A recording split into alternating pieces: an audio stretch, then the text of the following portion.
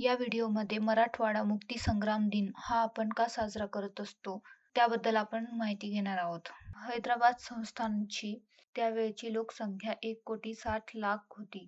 यात तेलंगणा, मराठवाडा आणि कर्नाटकचा काही भाग येत होता.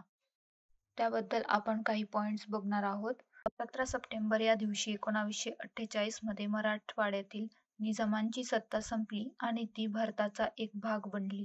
15 ऑगस्ट 1947 रोजी भारत स्वतंत्र झाला, पण त्यावेळी संपूर्ण देश विविध संस्थानांमध्ये विखुरलेला होता. त्यावेळच्या 565 पैकी 562 संस्थानांनी स्वतंत्र भारतात सामील होण्याची सहमती दर्शविली आणि तशी कार्यवाही केली. मात्र हैदराबाद संस्थान, जम्मू काश्मीर आणि जुनागड संस्थान ही 3 संस्थाने स्वतंत्र भारतात सामील झाली नव्हती.